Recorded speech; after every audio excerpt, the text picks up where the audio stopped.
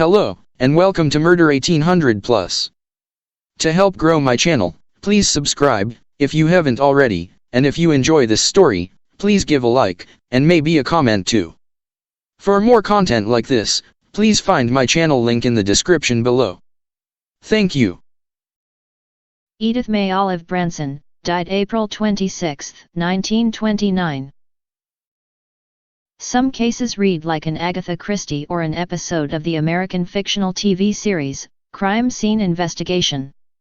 Edith was shot in the head and her body placed upright in a water tank. The case was never officially solved. Edith was born in Madras, India in August 1884, of British parentage. Her father, Frederick, was a solicitor, or lawyer.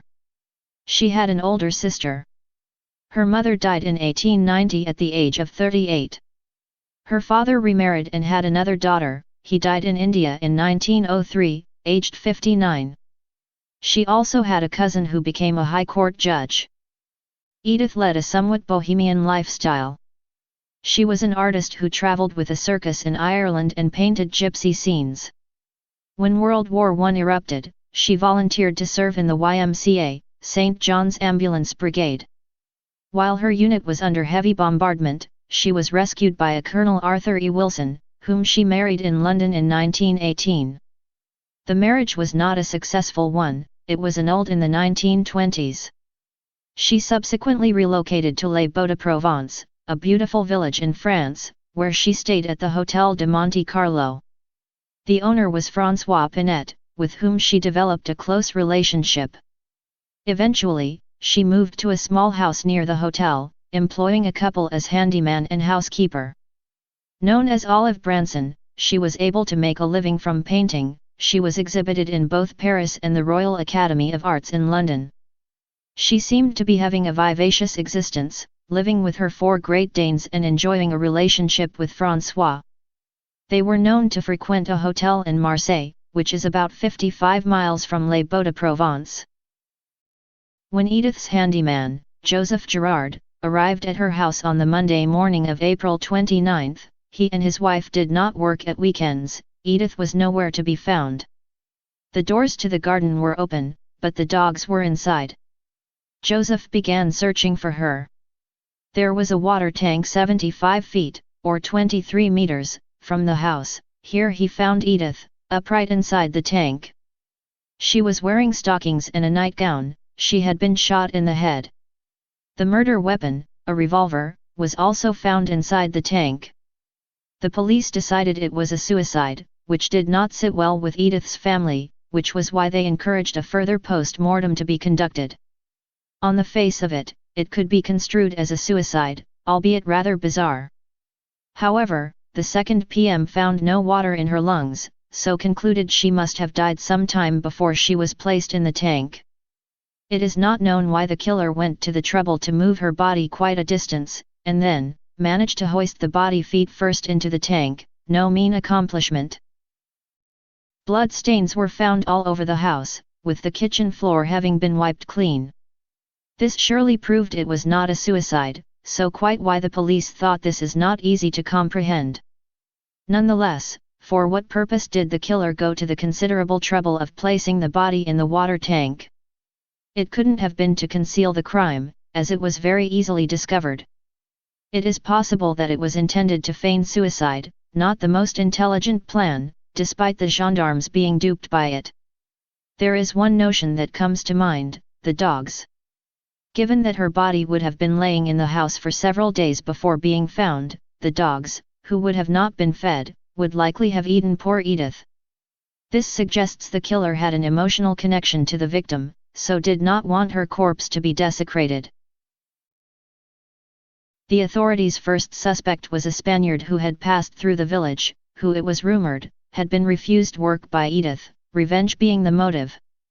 A witness named Vernon Blake, a somewhat hapless English sculptor, reported seeing a motorcyclist riding without lights at about 9 p.m. on the probable night Edith was slain.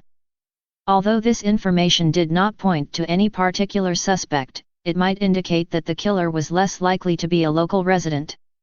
However, the police had received a tip from a Marseille hotel maid, she claimed that Edith and Pinette were regular visitors. This prompted them to search his room at the hotel. 2 wills were recovered, the testatrix for both was Edith Branson. The first will revealed an unexpected detail. It transpired that Edith had purchased the Hotel de Monte Carlo and bequeathed it to Pinette. The second will, made about a month before her death, left everything to a distant relative. Edith's probate stated a total worth of over £29,000, about £1.3 million in today's money. Unsurprisingly, Pinette immediately became the prime suspect. Frustratingly, the French police did not have much in the way of evidence, nor did Pinette confess, despite considerable pressure. Nonetheless, a prosecution was instigated. Pinette had a lot of support in the village. The police case was flimsy, so it was no shock when Pinette was acquitted, a decision applauded by the residents of Les Baux-de-Provence. The belief was that Edith was worth more to him alive. They asserted that had he murdered her, he would not have kept the second will. It was also doubted that Pinette was strong enough to have deposited Edith's body in the tank. There was even a suggestion that she had been working for the British Secret Service, presumably intimating that her death was somehow related to that. I am of the opinion that the most probable candidate for this crime is also the most obvious one. We know whoever did this must have been familiar to the dogs. Although we cannot know who all Edith's regular visitors were, the Girards and Pinette would clearly be at the top of the list. The Girards had no motive and were unemployed as a result of her death. Pinette did have a financial motive, but he almost certainly had another motive. Perhaps this was a crime of passion. I think it is safe to assume they were lovers. The fact that Edith had removed Pinette from her will implies that there was a breakdown in their relationship. This is likely to be the primary motive, compounded by the knowledge that he was no longer assured the return of his hotel in the event of her death. Alternatively, it is also possible that Pinette killed her in the belief that he would inherit the hotel. Perhaps she had become suspicious of his romantic intent. He may have searched her belongings in an attempt to remove anything that might incriminate him, and in doing so, came across the new will. Pinette certainly had an emotional connection to Edith, which would be why he would have gone to so much trouble to preserve her body. There was not much in the way of forensics in those days. Moreover, he was a known visitor to her home, so it would be expected to find his fingerprints. Whatever the exact reason for his murdering her, it seems odd that he retained both wills. What would be the purpose in that? Did he even have the strength to facilitate the crime? Well, the latter is not as amazing as it sounds. When someone is faced with an extreme situation, superhuman strength can be summoned. It is possible that he had not intended to murder her, although why bring a gun in that case? Unless it was her gun, and she threatened him. That said, it does have the hallmark of an execution. Perhaps upon reflection, he realized that being the beneficiary of such a considerable bequeathal, coupled with his obvious link to the hotel and Edith, keeping the will, which denied him all of that, might provide a reasonable vindication, should he come under suspicion. There is one key question: how did he come to be in possession of the later will? What innocent scenario could result in this position? There is no logical reason why Edith would have given him that. The only credible reason must be that he was the murderer. If you enjoyed this video, please like and subscribe, it is very much appreciated.